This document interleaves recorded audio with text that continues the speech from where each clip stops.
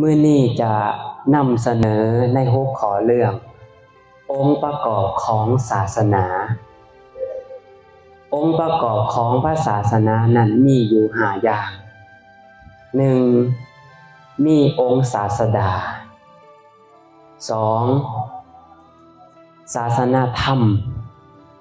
3. ศาสนาทายาท 4. ศาสนาพิธี 5. ศาสนาสถานแต่ละอย่างนั้นมีอย่างแน่เนาะแต่ละอย่างเป็นแนวใดเฮาอาจจะบ่รู้จักเนาะศาสดาคือไผถามจะหน่อยก่อนศาสดาเนี่ยคือไผฮะศาสดาเนี่ยคือไผหม้อได้เกาะแม่นหน่อยหม้อได้เจ้าหม้อใดหม้อ2ศาสดาเนี่ยคือไผเอาบ่ได้องค์ต่อไปศาสดาเนี่ยคือไผพระพุทธเจ้าแบบนี้ก็ชื่นใจแน่ศาสนาเนี่ยคือศาสดาคือพ่อของเฮาพระสัมมาสัมพุทธเจ้าผู้ที่ริเริ่มหรือว่าผู้ที่ตรัสรู้ชอบได้โดยพระองค์เองผู้ประกอบคุณ9ประการ 1. เป็นพระพุทธเจ้าผู้หูผู้ตื่นผู้เบิกบานเนาะเป็นผู้ถึงพร้อมด้วยวิชาและญาณะเป็นผู้หูแจ้งโลกเป็นผู้ฝึกบุรุษผู้มีผู้ใดยิ่งกว่าเป็นคู่ของศาสดาเป็นคู่ของเทวดาและมนุษย์ทั้งหลายเป็นผู้จำแนกธรรมเป็นผู้ตื่นเป็นผู้เบิกบานเนาะผู้ประกอบคุณด้วย9ประการในอีกอย่างหนึ่งว่าพระพุทธเจ้าและพระพุทธเจ้าก็มีหลายสื่อแต่ว่าที่เฮารู้จักกันเนี่ยคือพระพุทธเจ้าคือนั่นน่ะคือว่าโตศาสดาหรือว่าอีกอย่างหนึ่งว่าบรมครูคือพ่อใหญ่ของเฮาเนาะ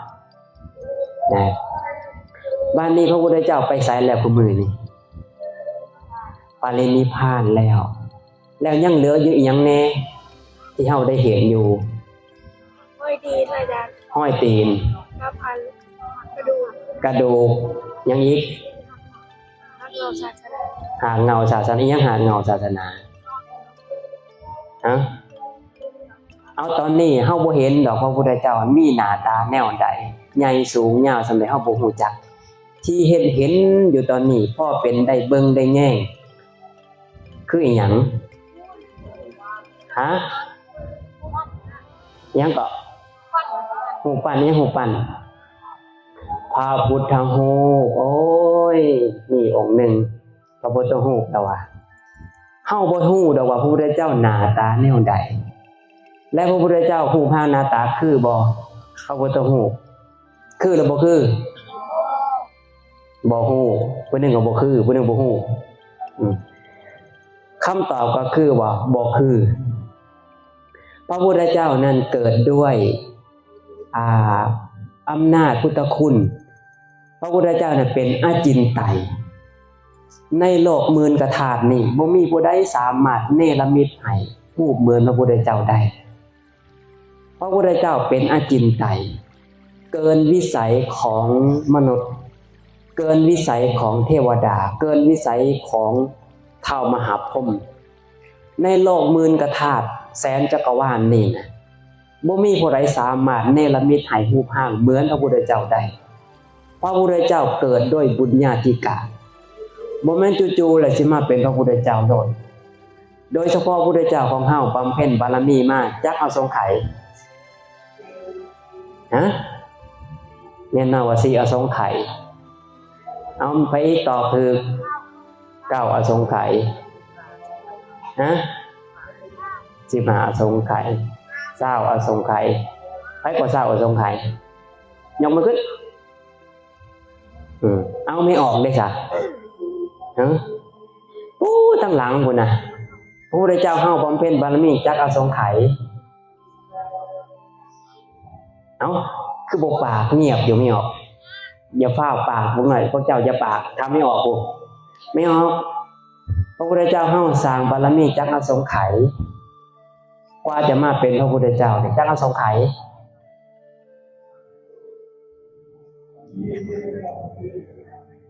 ฮะบ่ปากทำไม่ออกได้นี่นะเฮากับเขาวัดมาดนแล้วบ่ฮู้ได้บ่เนาะจักอสงไขย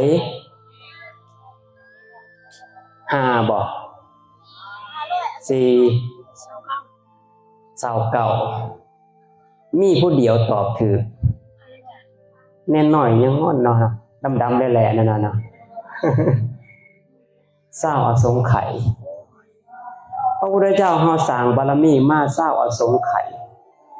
แล้วอสงไขยนึงนี่หลายแสนกับเนาะหลายแสนกับพระพุทธเจ้าเฮาสร้างบารมีมา20อสงไขยกับยิ่งด้วยแสนมหากัปแต่ว่า4อสงไขยกับอีกแสนมหากัปนี่หลังจากได้รับพยากรณ์ว่าจะได้เป็นพระพุทธเจ้าเท่านั้นเด้เพราะว่ายังบาดนี้พระพุทธเจ้านี่นะอสงไขยนึงเนาะเปรียบเทียบก่อนอสงไขยนึงนี่หลายแสนมหากัปแล้วกัปนึงหลายปานใดเปรียบเทียบจังซี่เนาะว่าเนาะในฐานะสังยุตพระไตรปิฎกเล่มที่16คุณเนาะว่า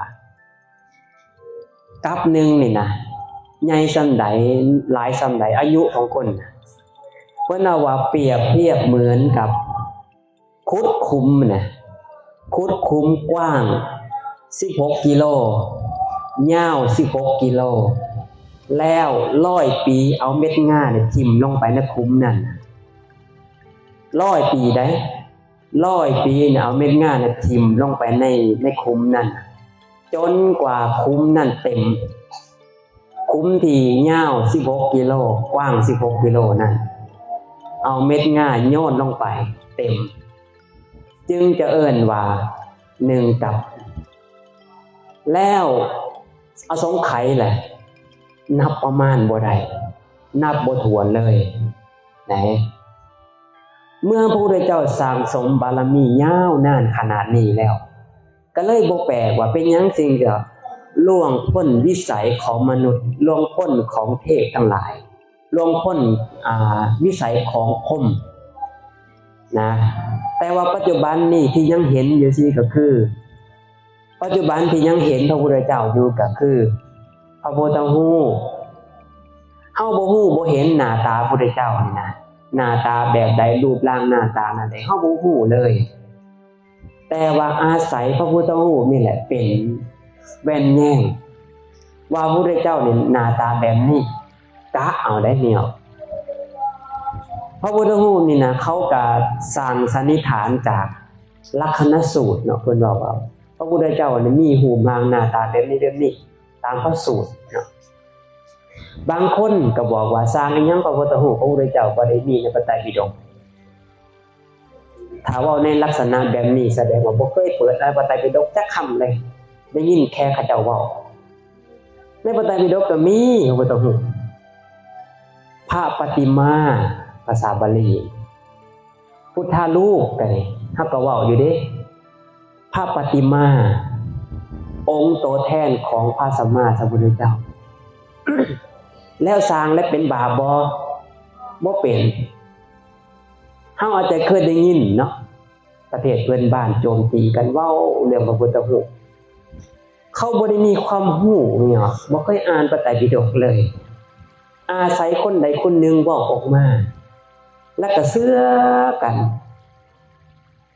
บอกยังไงคือโง่จ้าแห่งนั่นแหละถือพระเจ้าล่างสมองเลยเขาเปรียบเทียบจังซี่นะถ้าเฮาเป็นชาวพุทธเนาะถ้าเฮาเป็นชาวพุทธนี่นะเวลาเฮาคิดฮอดพ่อก่อนแม่เฮานี่นะแล้ววันนี้เฮาจะเห็นพ่อจะเห็นแม่เฮาเฮ็ดจังได๋ถ้าปัจจุบันนี่ถ่ายรูปแม่นบ่ถ่ายรูปแล้วก็ใส่กรอบเบิ่งเวลาคิดฮอดแล้วคิดฮอดคุณของพ่อของแม่โอ้การที่เฮาได้เกิดมาเป็นมนุษย์ได้มีรูปร่างหน้าตาได้เสวยความสุขได้เฮ็ดบุญได้ให้ทานรักษาศีลนี่ก็ย้อนพ่อย้อนแม่ตัวนี่เมื่อนึกถึงคุณของเพิ่นจังซี่แล้ว เฮาเลยอยากเห็นพอเฮาบาดเฮ็ดจังได๋แหละอาศัยเบิ่งรูปนี่แย่งโอ้แต่ถ้าว่าบ่มีรูปสินึกถึงได้บ่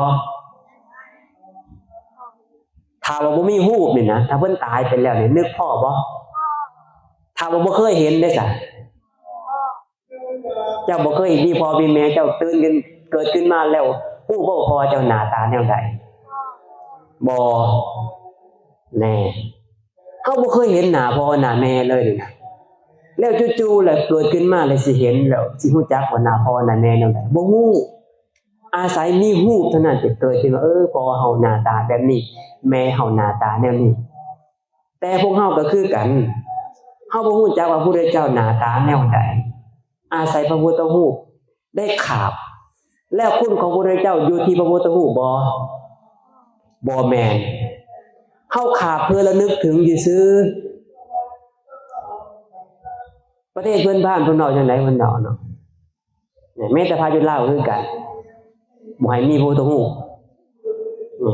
คล้ายๆกับมันจะล้างศาสนาเฮาบ่ฮู้บ่มีความรู้นี่เชื่อได้เชื่อสนิทเลยแหละถือพระเจ้าเป่าหูล้างสมองเลยเฮาสิเชื่ออีหยังก็ตามอยากให้ใส่ปัญญาใส่สติปัญญาเนาะสร้างพุทธรูปเนี่ยเพื่อขาบนึกถึงพุทธคุณผู้ใดคุณของพระพุทธเจ้าบ่ได้อยู่ที่พระพุทธรูปแต่เฮาขาบเพื่อระลึกถึงได้ความหมายนั่นเหมือนเฮาเห็นพ่อแม่เฮานี่แหละเฮาเห็นรูปพ่อแม่เฮานี่นะเฮาระลึกถึงพ่อนึงแม่เฮานี่นะแล้วคุณพ่อของแม่ของเฮานี่อยู่ที่รูปบ่อยู่ที่รูปภาพบ่แม่นแต่รูปเฮาบ่เห็นอาศัยรูปนี่แหละเป็นพอเห็นแล้วก็ทำให้ระลึกถึงในปัจจุบันนี้พระพุทธเจ้าได้ปรินิพพานไปแล้วเฮาบ่เคยเห็นอาศัยพระพุทธรูปแล้วก็นึกถึงเฮาขาบแต่ละเทื่อในก้มขาพระพุทธเจ้านี่นะเฮาขาบบุคคลผู้บ่มีกิเลสได้เฮาขาบผู้ที่บ่มีราคะขาบบุคคลผู้บ่มีโทสะขาบผู้บ่มีโมหะขาบบุคคลผู้บ่มีมานะความถือโตขาบบุคคลผู้มีทิฏฐิชั่วเฮาขาบพระพุทธเจ้าน่ะผู้ปราศจากมลทินผู้ปราศจากกิเลสทั้งสิ้นนะและพระองค์เป็นผู้ใหญ่ที่สุดในแสนจักรวาลนี่และบ่มีผู้ใดมาเทียบท่านด้วยนะเพราะฉะนั้นแล้วเฮาจึงแบบว่ามีองค์ศาสนาก็คือพระพุทธรูปแม่นบ่อันนี้คือองค์ที่1องค์ประกอบข้อที่2บัดศาสนธรรมก็คือหลักธรรมคำสอนที่พ่อแม่ครูบาอาจารย์มาสอนพวกเฮานี่แหละหรืออีกอย่างนึงว่าธรรมะนี่แหละหลักคำสอนธรรมะนี่แปลว่าอีหยังจักหน่อยม.2 ธรรมะนี่แปลว่าอีหยังเม็ดอิ่มซิมธรรมชาติยังธรรมชาติยังธรรมชาตินี่ยังธรรมชาติธรรมชาติมันก็มีหลายอย่างเนาะลมก็แม่นแดดก็แม่นฝนก็แม่นต้นไม้ก็แม่นอากาศก็แม่นก็ยังบ่แม่นคำตอบที่ถูกต้องธรรมะไปไว้อีหยังไม่ออกบ่ปากไปถามก็ได้ธรรมชาติเอาสิตอบง่ายๆเด้อคำว่าธรรมะแปลว่าหนทางไปสู่ความเจริญผู้ใดประพฤติธรรมนั่นน่ะจะเฮ็ดให้บุคคลน่ะไปเกิดในเป็นมนุษย์เกิดเป็นเทวดาเกิดเป็นพระอินทร์เกิดเป็นพรหมและกระทำให้บุคคลนั้นหมดกิเลสก็คือเป็นพระอรหันต์เป็นพระพุทธเจ้าเป็นพระปัจเจกพุทธเจ้าเป็นพระอรหันตสาวกหรือเป็นพระอริยบุคคลสั้นโสดาบันจักตาอนาคาพระอรหันต์โตธรรมะนี่แหละนำไปสู่ความเจริญหรืออีกอย่างหนึ่งหนทางไปสู่ความเจริญว่าธรรมะเข้าใจบ่บัดนี้หายสงสัยแล้วหายได้ยังได้สิถามอีกจำไว้เด้อบาดสิขาลงสิถามคืนอีก เอาต่อมาข้อที่2นะข้อที่3ศาสนทายาทคือไผคือพุทธบริษัทสี่ภิกขุภิกขุณีอุบาสกอุบาสิกาศาสนทายาทเนี่ยตอนนี้สำคัญที่สุดศาสนาเจริญหรือบ่เจริญการอาศัยบุคคลศาสนาทายาทนี้ปัจจุบันนี้มีแค่ภิกขุภิกขุณีนั่นเบิดไปแล้วบ่มีอีกแล้วกับบางประเทศก็อัปโลกขึ้นมาก็ถือว่าบ่เป็นภิกขุณีเป็นเพียงแค่เพศซื่อแต่ภาวะความเป็นภิกขุณีนั่นบ่เป็นเพราะว่าหยังเพราะว่าภิกขุณีได้ขาดสูญไปเป็นพันกว่าปีแล้วบ่ได้สืบต่อสมัยครั้งพุทธกาลมีพระพุทธเจ้าอยู่และพระนางกีสาโคตมีกบวชกับพระพุทธเจ้าโดยการรับคฤธรรม8ประการเมื่อนางเป็นภิกขุณีแล้วจึงสามารถบวชให้ภิกขุณีที่เหลืออีก500ได้และปัจจุบันนี้ขาดศูนย์ภิกขุณีนั้นต้องบวชจากคณะสงฆ์2ฝ่ายก็คือฝ่ายพระภิกขุสงฆ์และภิกขุณีสงฆ์ซึ่งมันขาดมาแล้วเป็นพันกว่าปีแล้วจะมาบวชอัปโลกขึ้นมาเป็นบ่เป็นเพราะว่าสภาวะมันบ่ได้เป็นแค่เพศถ้าผู้ใดอยากบวชแนะนำให้บวชขาวดีกว่ารักษาศีล8ประพฤติปฏิบัติธรรมถ้าว่าเฮามีบุญญาธิกาอินทรีย์แก่กล้าสามารถบรรลุธรรมได้คือกันนะภิกขุณีนั่นน่ะไปอ่านโลดวินัยของภิกขุณีนี่เฮ็ดยากกว่าเฮ็ดศีลของพระอีกศีลพระยังว่าเฮ็ดยากแล้วไปอ่านภิกขุณีบ่โอ้เฮ็ดยากกว่านั้นอีกถ้าผู้ใดบ่ฮู้อยากรู้ว่าภิกขุณีรักษาศีลนั่นน่ะไปอ่านพระไตรปิฎกเลยเล่ม2เล่ม3พระไตรปิฎกโอ้ยยากกว่ารักษาศีลพระนี่3เท่าเพราะฉะนั้นแล้วนี่นะการที่จะรักษาศีลให้บริสุทธิ์บริบูรณ์อีหลีน่ะยากแนะนำอย่าบวชซะเลยดีกว่าให้บวชเป็นแม่ขาวรักษาศีล8ดีกว่าถ้าอยากปฏิบัติธรรมอีกอันนี้ศาสนาทายาทเนาะภิกขุภิกขุณีเบิดไปยังอุบาสกอุบาสิกาญาติโยมฆราวาสญาติโยมแม้แต่สามเณรนี่ก็เป็นทายาทคือกันเป็นทายาทของพระศาสนาเรื่องมื้อนี้สิเว้าถึงทายาทของพระศาสนานี่แหละนะเอาเว้าถึงองค์ประกอบก่อนเนาะให้มันครบก่อนเดี๋ยวสิค่อยมาเว้าเรื่องทายาทของพระศาสนาข้อที่3ข้อที่4ศาสนาพิธีสำคัญบ่ศาสนาพิธีมีอีหยังแน่จะน้อยได้เรียนอยู่บ่ได้เรียนบ่ว่าติม.2บ่เรียนศาสนาพิธีมีจังได๋มีการขาบการไหว้การยืนการนั่งการแสดงความเคารพการประเคนการปนมมือเฮ็ดจังได๋ปนมมือเฮ็ดจังได๋นะแบบละจะน้อยแบบนี้บ่การปนมมือเนาะการปนมมือนี่ก็สำคัญการขาบก็สำคัญการขาบนี่นะส่วนหลายแล้วคนลาวเฮาขาบบ่ค่อยเป็นเคยเห็นบ่จะน้อยเห็นไม่ออกบ่ออกเขาเจ้าขาบบ่ขาบถือบ่แปะเนี่ยนะเอามือลงหัวบ่ลงนะเอามือลงแปะแล้วก็แล้วนะอย่าขาบซะเลยดีกว่าอันนี้บ่แม่นขาบมันนะขาบพอแต่คือได้ซื้อหัวบ่ลงขาบมีองค์ประกอบจังไหนน้อยๆได้เรียนกันบ่มีหยังแน่ประกอบด้วยองค์5มีหยังแน่ว่าไหม1ยังคิวขาบได้ไหมมันคิวได้ขาบมือยังมีหยังแน่นิ้วเอาจังซี่เด้อ การขาบนั้นประกอบด้วยองค์หาหนึ่งเข่าสองศอกสองและก็หน้าผาก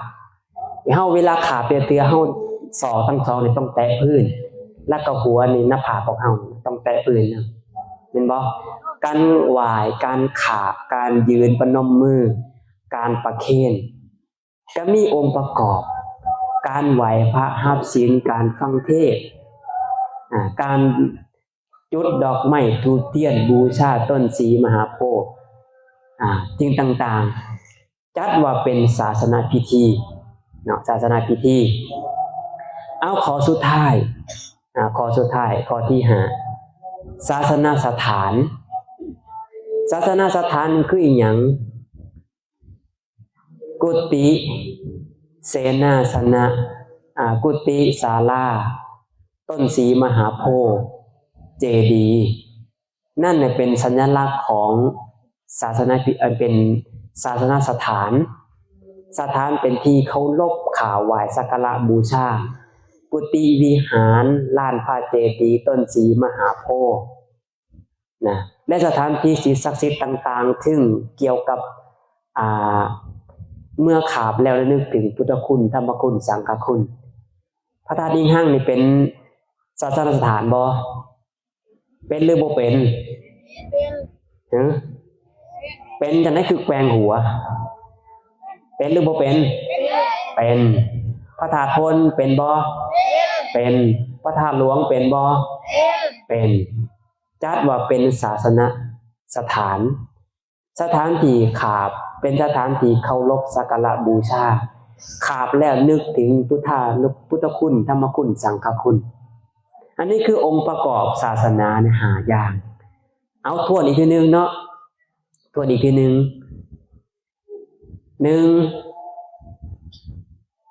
มีหยังแน่แหละข้อที่1มีหยังองค์ประกอบ5อย่าง1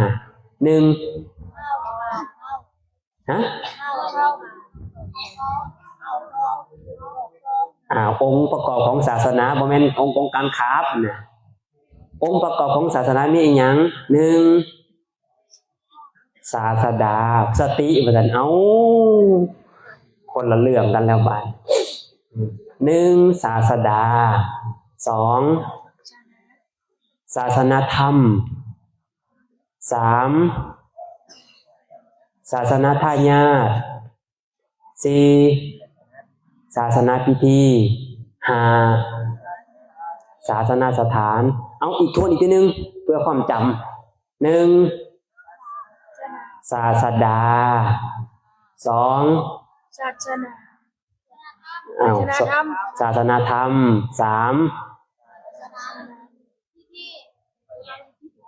ผลกันแล้วบาดนี้ศาสนาทายาท4ศาสนาพิธี5ศาสนาสถานเมื่อนี้สิเว้าถึงศาสนาทายาทเพราะว่ายังที่เฮานั่งอยู่นี่ก็ถือว่าเป็นศาสนาทายาทเพราะว่าจะเป็นครูบาอาจารย์ในอนาคตและเอาตนญาติโยมที่มานั่งฟังเทศน์มื้อนี้ก็ถือว่าเป็นศาสนาทายาทผู้ที่จะทำให้ศาสนาเจริญหรือว่าทำศาสนาเสื่อมก็ย้อนพวกเฮานี่แหละสามเณรครูบาอาจารย์ถือว่าสำหรับสามเณรจะเป็นครูบาอาจารย์ในอนาคตถ้าว่าบ่ซิกกันนะจะเป็นครูบาอาจารย์ในอนาคตเมื่อเป็นครูบาอาจารย์แล้วจะเป็นผู้นำศาสนาเป็นผู้ประกาศศาสนาถือว่าเป็นแม่ทัพส่วนออกตนญาติโยมก็ถือว่าเป็นทายาทคือกันแต่ว่าเป็นทหารเป็นผู้ให้เสบียงสำคัญบ่สำคัญ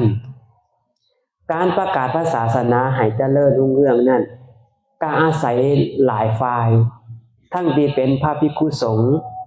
สามเณรอุบาสกอุบาสิกาซอยกันคนละไม้ละมือบัดนี้เอาตนญาติโยมสำคัญจังได๋ค้ำชูถวายปัจจัย4ถวายจีวรอาหารบิณฑบาตเสนาสนะให้ที่อยู่อาศัยยารักษาโรคและก็ซอยกันเนี่ยถ้าเป็นข่าวเนาะ ข่าวบ่ว่าการงานและพุทธปฏิบัติธรรมธรรมะที่ครูบาอาจารย์ได้โพสต์ลงไปแชร์ซอยกันอันใดที่เป็นประโยชน์แต่บ้านเมืองเป็นประโยชน์แก่ศาสนาซอยกันแชร์เฮาคุมื้อนี้มีสื่อโลกออนไลน์บ่ว่าสิเป็น Facebook เนาะทั้ง YouTube ทั้ง LINE ทั้ง TikTok อันใดที่เป็นสาระแก่นสารนั่นน่ะซอยกันไม่ออกซอยกันเผยแพร่แต่ถ้าว่าเฮาเห็นธรรมะเฮากดแชร์ไล่ต่อไปซอยแชร์ไปเหมือนเฮาผู้หนึงเป็นผู้สนับสนุนส่วนหลายแล้วเฮาเป็นหยัง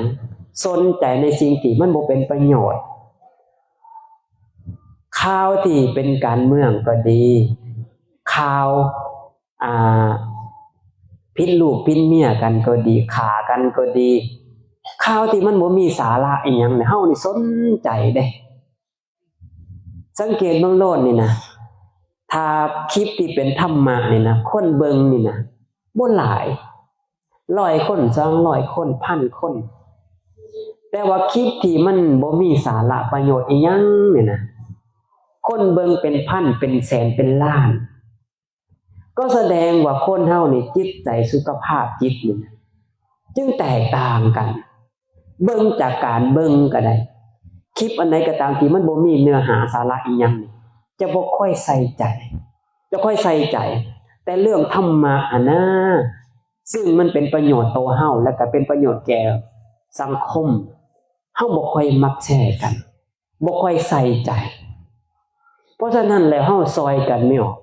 ศาสนาเจริญหรือบ่เจริญก็ขึ้นกับเฮานี่แหละสามเณรก็คือกันก็เฮาสิอยู่ในจุดนี้หรือว่าในอนาคตแต่เฮาสิเป็นครูบาอาจารย์เฮาต้องฝึกฝนเนาะเฮ็ดจังได๋สำหรับสามเณรหรือองค์ตนญาติโยมเข้าหาครูบาอาจารย์ผู้มีความรู้มีความสามารถเอิ้นว่าหาแรงบันดาลใจเนาะหรือว่าเอิ้นสามเณรในนางอยู่นี่เอิ้นว่าการคบหมู่การคบครูบาอาจารย์เป็นเรื่องสำคัญที่สุดเพราะว่าหยังถ้าว่าคบครูบาอาจารย์ที่ดีก็จะไปในทางที่ดีแต่ถ้าว่าคบครูบาอาจารย์บ่ดีหรือว่าคบหมู่ครูที่บ่ดีนำไปทางนี้ทางเสื่อมนั่นน่ะเฮาก็สิเสื่อมไปนำสุดท้ายมาสิกขาลาเพศไปสุดท้ายสิกออกไปแล้วติดยาติดกระท่อมติดพอดนี่บ่เสียผู้เสียคนแต่ถ้าว่าอยู่ใกล้ชิดกับครูบาอาจารย์เฮาก็สิเจริญงอกงามทางด้านศีลธรรมและเฮาก็จะบวชตลอดไปถ้าบ่บวชสิกออกไปเป็นอุบาสกอุบาสิกาเฮาก็จะเป็นผู้หนึ่งที่กำลังในการเผยแผ่พุทธศาสนาการคบหมู่นี่สำคัญที่สุดเด้เนี่ยอาจารย์จะยกเรื่องนึงประวัติของสามเณรลาหูนในเพิ่นกล่าวไว้ในพระไตรปิฎกเพิ่นว่าในสมัยก่อนน่ะมีเศรษฐี2คน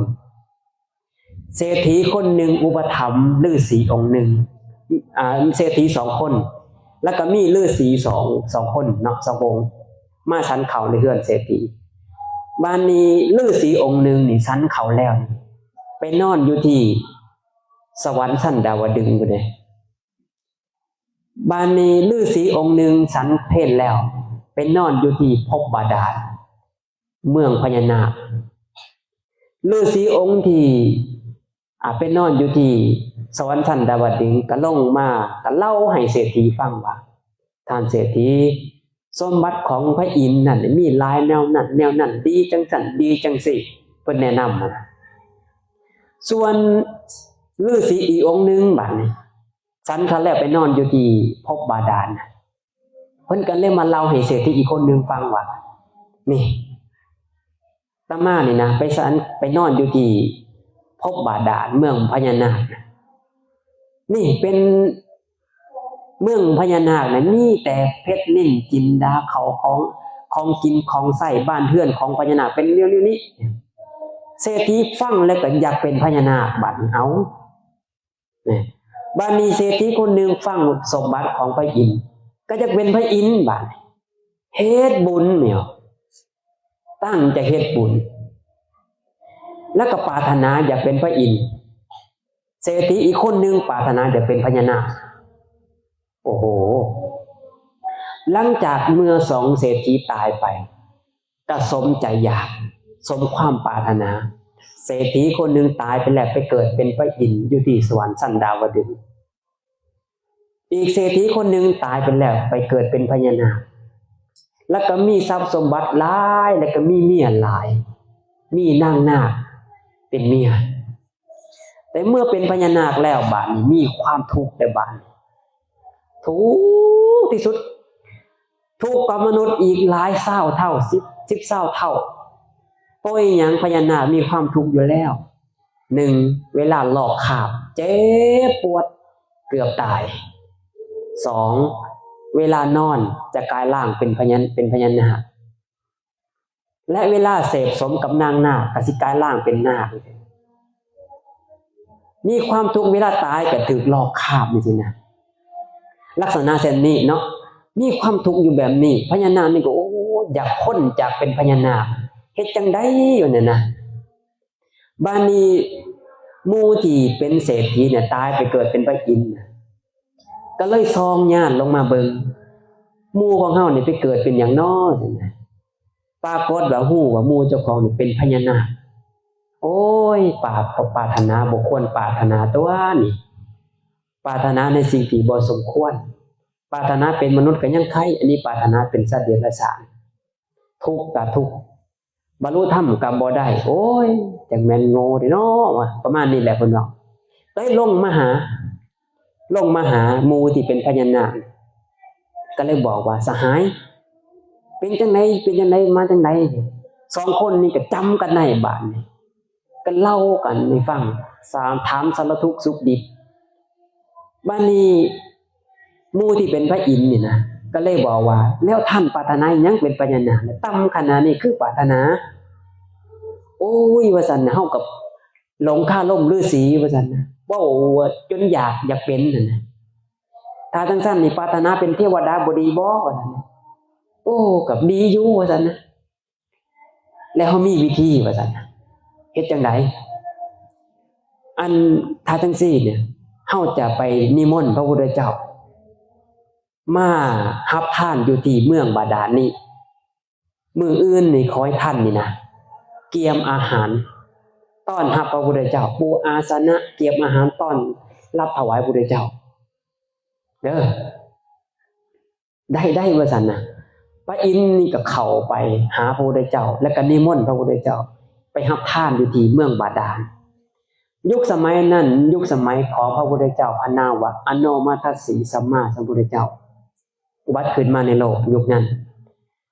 แล้วพระอินทร์นี่ก็เข้าไปหาพระพุทธเจ้าแล้วก็พร้อมด้วยพระ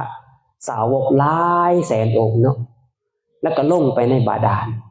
ในพื้นบาดาลไปรับท่านเหาะลงในพื้นบาดาลนั่นแหละบานี้พญานาคนี่ก็เห็นพระพุทธเจ้าพร้อมพระอัครสาวกและก็มหาสาวกหลายแสนองค์นะเกิดปีติปราโมทย์ดีใจบาดนี้นะดีใจแบบบ่มีดีใจแบบบอกบ่ถูกกันนะโอ้ยแต่หูเฮาถือว่าเป็นลาภอันประเสริฐของเฮาเลยเนาะมื้อนี้นะดีใจแฮงก็เลยเอาอาหารเนี่ยบ่แม่นอาหารพญานาคเลยอันเป็นอาหารทิพย์ถวายพระพุทธเจ้าถวายไปแล้วก็ขาบไปนำดีใจแฮงหลังจากถวายจนสุดแถวบาดนี้องค์สุดท้ายบาดนี้เป็นสามเณรองค์สุดท้ายแนมเบิ่งสามเณรองค์นี้พญานาคองค์นี้เห็นสามเณรองค์นี้น้อยอยู่งามแต่ว่าสามเณรองค์นี้เป็นพระอรหันต์ได้อายุ7 ปีงามแบบเห็นแล้วก็เลื่อมใสนะทำใจนี่หวั่นไหวศรัทธาแห้งนะบาดนี้พญานาคตอนนี้ก็แนมเห็นสามเณรน้อยองค์นี้คืองามแต่แนมไปแนมมาสามเณรน้อยองค์นี้คือพระพุทธเจ้าว่ะแนมเบิ่งหน้าพระพุทธเจ้ากับสามเณรเนี่ยหน้าตาคล้ายๆกันโอ้สงสัยเป็นพ่อลูกกันบ่จักนี่นะว่าซั่นนะปรากฏว่าเป็นพ่อลูกกันนะสามเณรเนี่ยเป็นลูกของพระพุทธเจ้าพระนามว่าอโนมัตสีนั่น ศรัทธาบาดนี้นะโอ้ยว่าเฮานี่แหละสิปรารถนาเป็นลูกของพระพุทธเจ้านี่แหละว่าซั่นน่ะเบิ่งแน่ว่าเฮาสิปรารถนาเป็นลูกของพระพุทธเจ้านี่แหละว่าจะได้ใกล้ชิดติดแพทย์พระพุทธเจ้าจะอยู่ใกล้กับนักปราชญ์เอาละก็เลยนิมนต์พระพุทธเจ้ามาถวายนิมนต์พระพุทธเจ้ามารับทานตลอด7มื้อเฮ็ดบุญตลอด7มื้อและมื้อที่7บัดนี้ก็เลยถวายทานแล้วฟังเทศน์ฟังธรรมแล้วก็เลยตั้งความปรารถนาว่าด้วยบุญทานที่กันน้อยได้ถวายทานแก่พระพุทธเจ้าถวายทานแก่ภิกษุสงฆ์โดยมีพระพุทธเจ้าเป็นประธานโตข้าน้อยนี่เป็นผู้ที่มีชาติกำเนิดต่ำการได้เห็นพระพุทธเจ้านั่นถือว่าเป็นลาภอันประเสริฐของข้าน้อย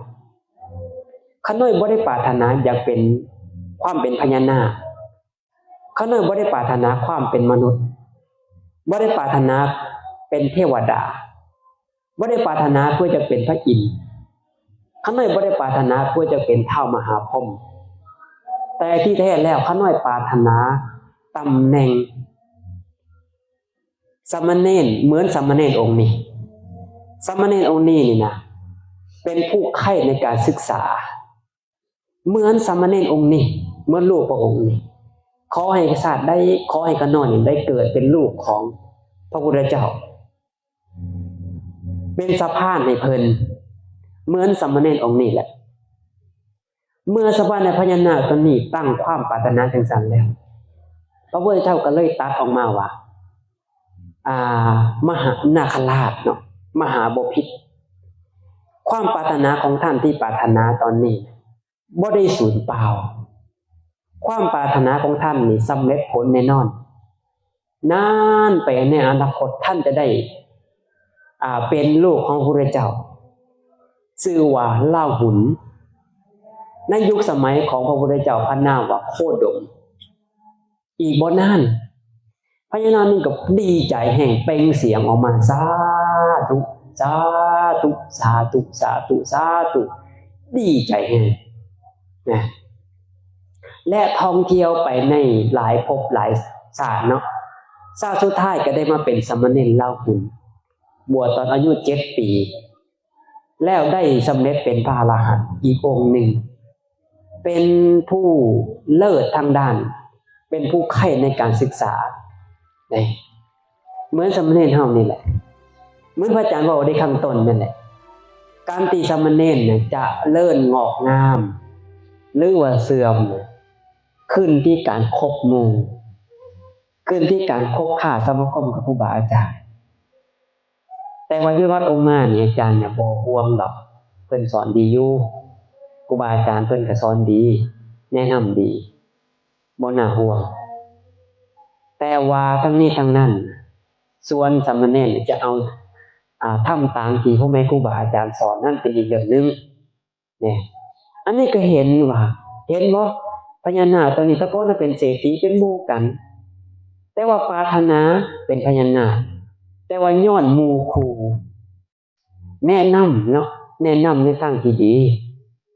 ก็เลยให้ปรารถนาเป็นพระอินทร์เป็นพระพรหมเป็นมนุษย์บ่ดีบ่เมื่อไปเห็นพระพุทธเจ้าบาดเปลี่ยนใจเลย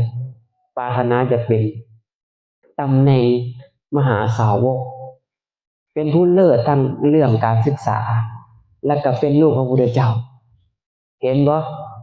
สำเนียงก็คือกันในอนาคตเนี่ยนะเฮาจะเป็นครูบาอาจารย์ถ้าว่าบวชบ่ศิษย์ได้แต่ถ้าว่าศิษย์ออกไปเป็นฆราวาสญาติโยมเฮาก็จะเป็นผู้หนึ่งที่อุปถัมภ์ประถาคำชูยกย่องพระศาสนาเจริญหรือเสื่อมแต่เป็นย้อนพวกเฮานี่เพราะว่าในสมัยนี้นะคนที่จะบวชนี่กันน้อยส่วนหลายแล้วเฮาก็บ่ศิษย์ก็ตายนี่ก็น้อยเนาะแต่ส่วนหลายก็ลาสิกขาลาเพศไปเมื่อสิกขาลาเพศไปก็บางคนก็บ่แม่นสิเข้ามาวัดสิออกไปแล้วก็ออกไปแล้วก็ไปเลยหายไปเลยโบกลับมาเลยและบางนี้ยังอยู่คนที่บวชต่อไปนี่ก็อาต พระอาจารย์นี่เชื่อในคนที่นั่งอยู่นี่มันต้องมีจักองค์ที่ยังเหลืออยู่บ่ฮอด10อีหลีนั่งอยู่นี่บ่ฮอด10ที่จะยังอยู่ที่จะเป็นครูบาอาจารย์สมัยก่อนเนาะจงพระอาจารย์เคยอยู่นี่แต่ก่อนเน้นตอนนั้นก็มีหลายเป็น100พุ่นเด้ช่วงนั้นก็เป็น100แต่ว่ายังเหลืออยู่ที่พระอาจารย์จำได้ต้นพระอาจารย์เองคนหนึ่งพระอาจารย์มหาศรียันต์พระอาจารย์ผู้ค่ำพระอาจารย์อรชุนเนี่ยอาจารย์น้อยจันทร์พระอาจารย์ศรีทนที่ยังเห็นอยู่นะที่ยังอยู่แล้วนั่นก็ซิกลงไปบนอะไรตะโกนเป็น100กว่าวัดประมาณสามเณรกระซิกลงไปเลยก็หายไปเลยเนี่ยบ่เขามาวัดเลยหรือว่าเขาก็บ่ฮู้จักเฮาเพิ่นไปอยู่เอาลูกเอาเมียบ้านอื่นเมืองอื่นเนาะแต่ว่าที่นี่คือบ่ฮู้ก็เลยหายไปเลยจังซี่นะเขาก็บ่ฮู้จักเฮาก็บ่ฮู้จักเขาแต่บางคนก็จำได้อยู่เห็นหน้ากันก็จำได้แต่ที่แน่ๆตราบใดเฮายังเป็นสามเณรเนาะสามเณรเพิ่นว่าจังซี่เด้ในวินัยเพิ่นว่าการที่พระสัมมาสัมพุทธเจ้าทรงอุบัติขึ้นมาในโลกนี้เป็นสิ่งที่ยากพระพุทธเจ้าองค์หนึ่งจะมาตรัสรู้นี่ก็ยากเพราะว่าแต่ว่าการบวชนี่ยากกว่าพุ่นเนาะการที่มาบวชเป็นสามเณรก็ดีการบวชเป็นครูบาอาจารย์ก็ดีในพระธรรมวินัยนี้ยากกว่าการอุบัติขึ้นของพระพุทธเจ้าอีกเพราะหยังบุคคลหนึ่งเกิดขึ้นมาเป็นมนุษย์แล้ว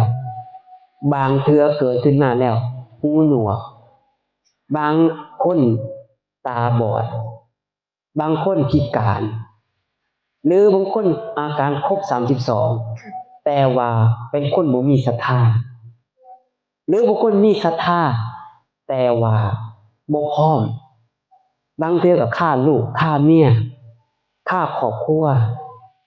กว่าจะสละออกมาได้มันบ่แม่นง่ายพวกเฮานี่ถือว่ามีบุญได้ที่เฮามาเป็นสามเณรบุญญาธิการหลายแม้แต่เทวดาพระอินทร์พระพรหมการย่องย่อสรรเสริญบุคคลผู้บวชที่ในพระไตรปิฎกในวันทนสูตรเพิ่นกล่าวไว้ว่า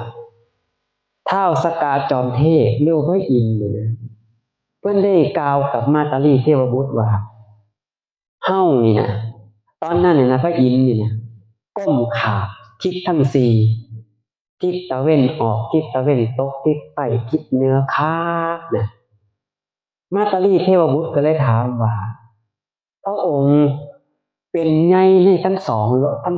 โลกนะโลกมนุษย์และก็เทพและครอบครองสวรรค์ทั้งสองชั้นจาตุมและชั้นดาวดึงส์ในขณะนี้พระองค์ยังมีบุคคลที่ต้องขาต้องไหวอยู่บ่พระอินทร์ก็เลยตอบลงมาว่าเฮานี่นะก้มขาบเสียน้อมเสียนะก้มขาบเคารพสักการะบูชาพระพุทธเจ้าและพระอริยสงฆ์ภิกขุสงฆ์ผู้มีศีลเคารพบุคคลผู้ยินดีในการให้ทานเฮาเคารพบุคคลผู้เลี้ยงพ่อเลี้ยงแม่ด้วยธรรมเฮาเคารพสักการะบูชาบุคคลผู้มีศีลบุคคลผู้ถืออุโบสถบุคคลผู้ออกจากเพื่อนมาบวชเป็นบรรพชิตออกจากกามมาประพฤติปฏิบัติธรรมฝึกฝนอบรมตนนี่เป็นทายาทของพระศาสนานี่เฮาเคารพข่าวไว้บุคคลเหล่านั้นเพราะบุคคลเหล่านั้นเป็นผู้ประเสริฐแม้แต่นางไก่แต่นำความประโยชน์มาให้บุคคลผู้มีศีลนั้นแม้แต่อยู่ไกลแสนไกลกินศีลนั่นก็โอ้ยหอมไปทุกทั่วสารทิศเป็นประโยชน์แก่เราเทพยดาทั้งหลายเป็นประโยชน์แก่ข้าพเจ้าเป็นประโยชน์แก่มนุษย์ไปอยู่บนได้เป็นประโยชน์แก่บนนั้นเพราะฉะนั้นเฮานี่นะจึงยิ่งดีในการขาดไหวเคารพสักการะบูชาบุคคลผู้มีศีลและพวกเฮาก็ถือว่าเป็นคนมีบุญสามเณรจงเพียรพยายามฝึกฝนอบรมตนเองอีกบ่นานมรรคผลนิพพานมันจะใกล้เหมือนเฮานี่นะ ถ้าว่าเฮาฝึกฝนอบรมไปนี่นะเป็นการสั่งสมบุญญาธิการไปนะถือว่าเกิดมาชาตินี้บ่เสียชาติเกิดเพราะฉะนั้นแล้วพระอาจารย์ก็อนุโมทนาสาธุกับน้องๆสามเณรและก็ของตนญาติโยมหนาวขนาดนี้ก็ยังมาฟังเทศน์ฟังธรรมเนาะย้อนหยังย้อนมีศรัทธานั่นแหละย้อนบ่ประมาทก็เลยมาเฮ็ดแต่ถ้าว่าบุคคลบ่มีศรัทธาแล้วก็ประมาทปานนี้นอนกอดลูกกอดเมียอยู่บ้านพุ่นแหละบ่มาซับหนาวขนาดนี้เห็นบ่อันนี้มาได้ทนขนาดนี้เอาแล้วเนาะก็ถือว่าพอสมควรแก่เวลามื้อนี้เนาะมันหนาวแหละแต่ยังญาทานดำรงมันจะได้แสดงธรรมต่อองค์ต่อไปอีกก็สิใช้เวลานานแน่มันก็หนาวแล้วเอาก็คือว่าการแสดงธรรมในค่ำคืนนี้ก็พอสมควรแก่เวลาแต่มื้อนี้ก็คงสิเป็นเกียรติที่พ่อแม่ครูบาอาจารย์ได้มาได้ให้อาตมาได้มีส่วนร่วมในการแสดงธรรมในงานปฏิบัติธรรมในมื้อนี้ก็ขออนุโมทนาสาธุกับพ่อแม่ครูบาอาจารย์น้องๆสามเณรตลอดจนองค์ตนญาติโยมทุกท่านทุกคนขอให้บุญคำบุญสูงอยู่ดีมีแรงขอให้เจริญในหน้าที่การงานเจริญในศีลในธรรมประพฤติปฏิบัติธรรมสะดวกเพื่อจะนำตนของตนให้พ้นจากทุกข์จึงจุดอันไพบูรณ์กล่าวคือมรรคผลนิพพานและขออำนาจในการแสดงธรรมในยุคนี้ขอพระสัทธรรมของสัตบุรุษจงดำรงอยู่นานขอฝ่าฝนจงตกต้องตามฤดูกาลยังปวงประชาชื่นยินขอหมู่สงฆ์ทั้งมวลจงปกป้องประชาขอหมู่สงฆ์ทั้งมวลจงสามัคคีปรองดองกันขอให้การนำจงปกป้องประชาชนด้วยธรรมและกับพ้องท่านทั้งหลายเจริญงอกงามในศีลธรรมประพฤติปฏิบัติธรรมสะดวกจงเจริญขึ้นต่อเลยจะได้มรรคผลนิพพานจงเป็นการเป็นธรรมด้วย